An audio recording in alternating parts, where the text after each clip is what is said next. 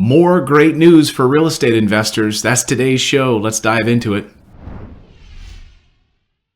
Yep, there's more great news in the world of real estate, and this time on the cover of the Wall Street Journal. We'll dive into that at the end of today's show. You're going to understand why I love rental property investing and why it's even better news for us.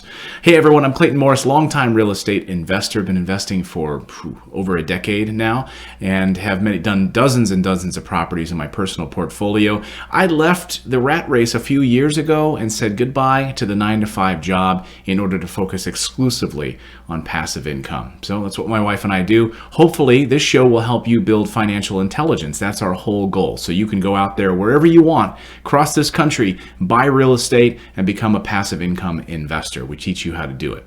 So on today's show, we're going to talk about some of this new good news that just hit the cover front page of the Wall Street Journal. Now, I'm watching the national trends. You saw recently I headed out west, decided to go into one of the hottest markets in the country, Boise, Idaho. Now, I personally don't buy any properties in Boise, Idaho because it's way too expensive for rental property investing. You know my rule, right? Don't buy anything over $150,000 for a single family house because rent will not keep up with the value of the property. You know my rule. But anyway, I had to see what was unfolding out there because, again, people moving out of California because it's, ridiculous. It's like living in Russia to live in California. The taxes are ridiculous. The regulations are through the roof. And that's why people are moving out of California in droves or moving to Arizona and Idaho. So Boise, Idaho, relatively inexpensive when you compare it to the Bay Area. You can get a home for a third the cost. However, it's still way more expensive than it is to actually buy it for a rental property investment. But houses being built everywhere. I mean, it's unbelievable. You just drive down the streets, they're being built all over the place. So new construction in this country going through the roof, no pun intended. But again, Wall Street Journal article out today talking about Toll Brothers, one of the big nationwide builders, and how their profits are up significantly and only going to go up more, up about 18%, which is pretty amazing. And they say that people are not holding back on buying new construction. In fact, they have such a demand for new construction properties right now that they are going to be building new homes well into the next year and the year after that. They've already had them on the docket and slated to start building, because there is such an appetite right now for new construction. They said their average home price is going to be around the $860,000 mark. So these are luxury new construction homes, and this market is exploding. So now, why is that good for you as a rental property investor? Just think for a second. Just think. Why is that good? Now you know enough, right, from watching this channel. Put these things together. I've taught you before, when you see these big national stories, and in this article they're talking about a slowdown in the overall housing market, people aren't buying as many homes, but new construction is up. Why is that good for you as a rental property investor? Think about it. Can you think?